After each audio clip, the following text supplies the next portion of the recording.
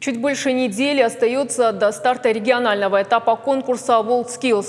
Участники могут проявить себя в разных направлениях, удивить кулинарным мастерством или дизайнерским талантом. С профессионалами своего дела пообщалась Сабина Гатагова. Делаем женский блузон.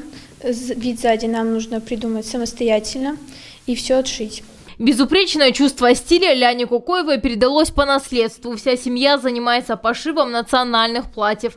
С самого детства она увлекалась дизайном одежды, а неординарный творческий подход позволил сразу определить в ней потенциал. Ляна успешно прошла региональный этап конкурса, участвует впервые, но в победе даже не сомневалась. Я когда шла на конкурс, я волновалась, но я знала, что уверена в своих силах. Закончила раньше всех, и у меня было правильнее.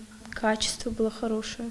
Монтаж, ремонт, проектирование электрооборудования, контроль за их режимом и многое другое. Тонкостями профессии электромонтера обладает и Данил Власов. Он намерен продемонстрировать уровень своего мастерства на региональном этапе конкурса. Подготовка идет каждый день, мы занимаемся и у нас получается. Делаем щит освещения, щит управления, картинку.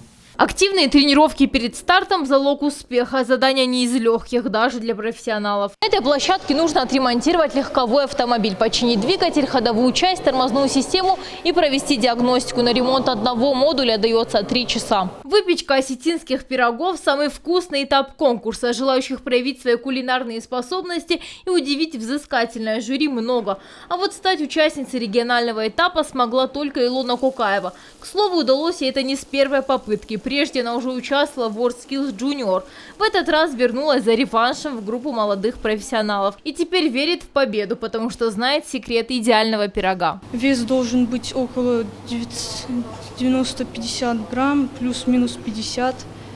В диаметре 30-33 сантиметра. Со всеми параметрами я справилась отлично. Во всех учебных заведениях студентов активно привлекают в движение WorldSkills. И результаты есть. Уровень участников с каждым годом растет. Могу сказать, что руководство республики в лице Министерства образования и науки делает все для того, чтобы наши конкурсанты были на самом высоком уровне, ни в чем не нуждались, показали себя с самой хорошей и с результативной стороны. Надеемся, что у нас будут чемпионы региональных чемпионатов, которые займут заслуженные первые места и представят наш регион уже на отборочных национальных чемпионатах WorldSkills молодые профессионалы. Региональный этап конкурса WorldSkills стартует уже 22 февраля. Победители представят республику на всероссийском уровне.